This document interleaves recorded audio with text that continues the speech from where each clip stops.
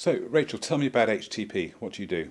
HTP is a training company that specialises in apprenticeship training and also corporate training for larger companies and also the public sector. We do training in hospitality and catering, also management and supervisory training and business administration and customer service. Albert Cottage Hotel, we bought that 4 years ago because our dream was to have a facility, as we called it at the time, to train staff, and if they couldn't complete particular units within their own employers, that they could come here and actually complete that training so that they could then take those skills back out to industry.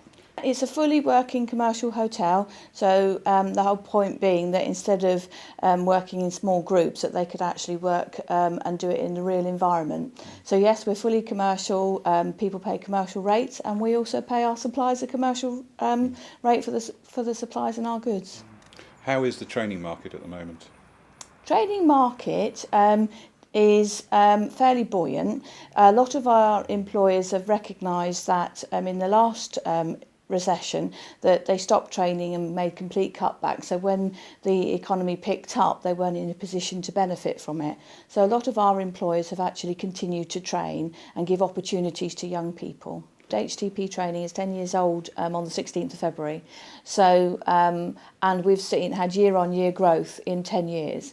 So there are young people out there and people of all ages that can access training, either government funded or paid for by their employer. And so we've seen that growth. Yes, it's a challenge to get young people and our employers to understand they need to provide a different type of offer of employment. Here, for example, we pay people a salary, and it's paid salary all year round, but at this moment in time, because we're quieter, they're going to a 3-day week, but I'm not reducing their salary, because in the summer, where we're so busy, we've got every single weekend is booked for weddings, and they're going to be working longer hours. We are not going to therefore need to pay them more in the summer, so they've got a flexible working relationship through the whole year, but are paid the same, so that they've got stability with their own mortgages and bills. The Isle of Wight's thrived with seasonal working in the past. People have built their lives around it, and certainly we've worked with employers who work in that way, and it works really well for them, and it also works well for the employees. But the world is changing and they do need stability, so we do need to change the way we work. Split shifts will always be there. If you're going to come into the catering industry, accept that.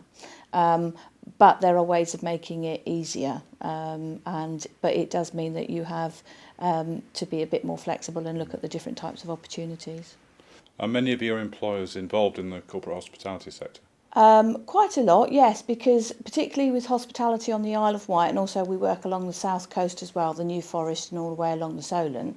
They deal a lot with corporate hospitality, yachts and boats and all sorts of things within the Solent. So yes, we participate ourselves here. Interestingly, we've got a team for a company that are looking to book the whole hotel for Cows Week this year. The main corporate events are Cows Week, around the island sailing, the walking events, of course the Isle of Wight Festival, the Bestival, Osborne House events.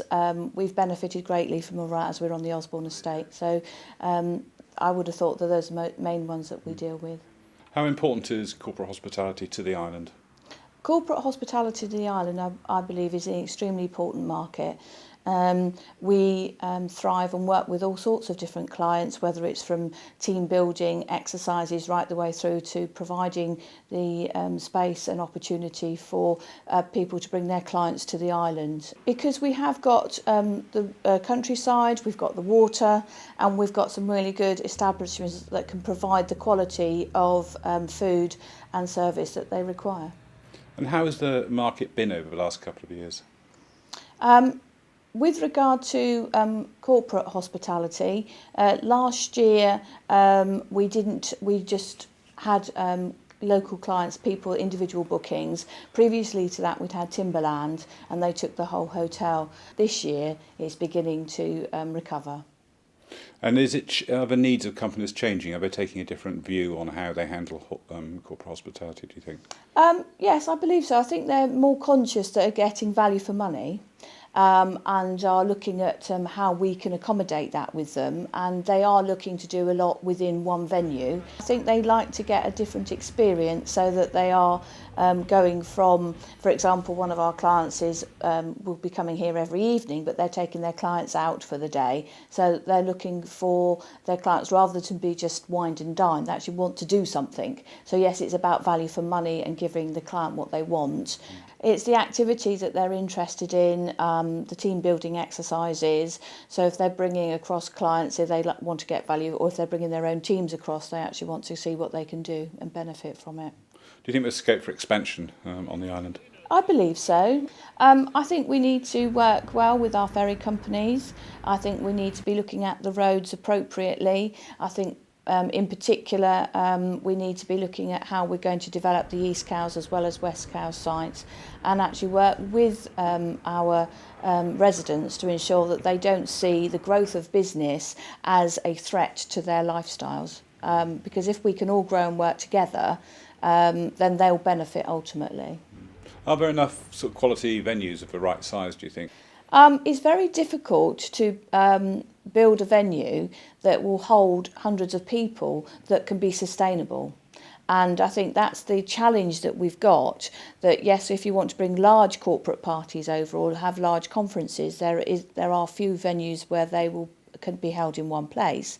But they need to be sustainable, and I think we need to be working on how we can get them sustainable from the whole point of resourcing, staffing, and being utilised enough to actually make them cost effective.